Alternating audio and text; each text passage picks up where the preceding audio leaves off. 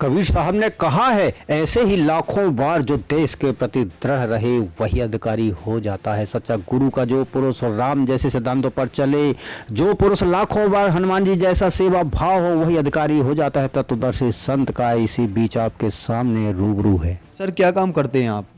Sir मैं retirement हूँ, paramilitary में सर्विस करता था सर। सर क्या नाम है आपका? लाल सिंह सर, गांव बिहाली, तहसील अटेली, महेंद्रगढ़ डिस्ट्रिक्ट से सर, हरियाणा। क्या आप कोई भक्ति साधना भी करते थे?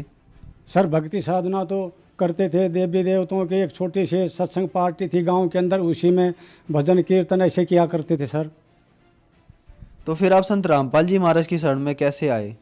सर हम सर्विस के दौरान में नागालैंड में थे, उस समय में सर बीमार हो गए थे, दिमाग की मलेरिया हो गया था।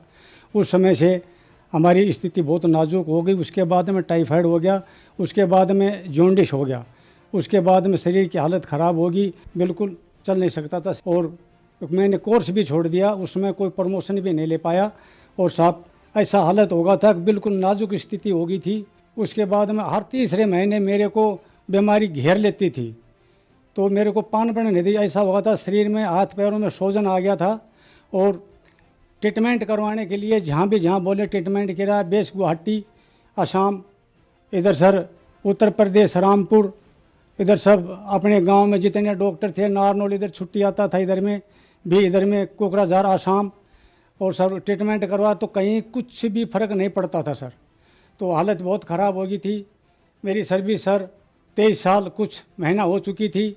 मैं सर रिटायरमेंट के लिए वो पेंशन के लिए दे दिया, तो मैं परिस्थिति के कारण मैं घर पर आ गया।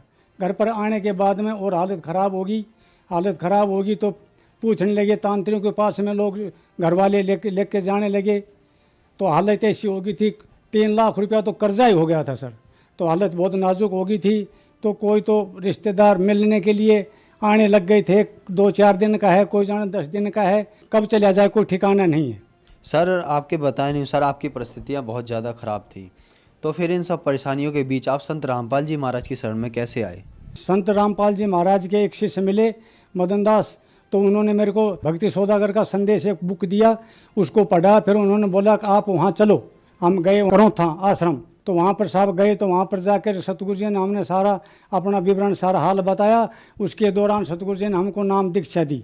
नाम दीक्षा देने के बाद में स्थिति धीरे धीरे सुधरती आगे, बहुत जल्दी स्थिति शरीर की सुधर गई सतगुरु रामपाल जी महाराज की कृपा से।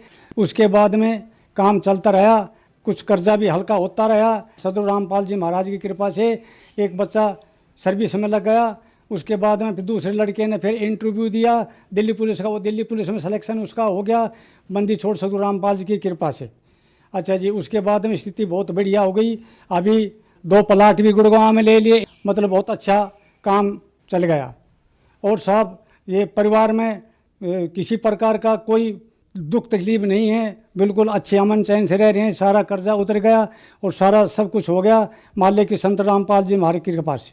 सर संत रामपाल जी महाराज की कृपा से आपको बहुत अधिक लाभ हुए, तो जो दर्शक आज आपको देख रहा है आप उन्हें क्या कहना चाहेंगे?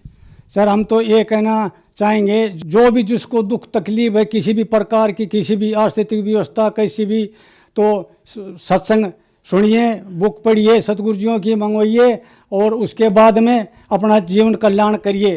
सर संत रामपाल जी महाराज से नाम दीक्षा कैसे ले सकते हैं? सतगुरु रामपाल जी महाराज से दीक्षा बहुत चैनलों पर सत्संग आते हैं सतगुरु जी के, और बहुत बुक भी लिखी हुई हैं सतगुरु जी की। बुक पढ़ें, सत्संग देखें। सत्संग में नीचे पट्टी चलती है, उसमें नंबर लिखे हुए होते हैं, उस पर कांटेक्ट करके नंबरों से नज़दीक नामदान केंद्र पे जाकर के नामदान ले सकते हैं और अपना कल्याण करवा सकते हैं। धन्यवाद सर। सच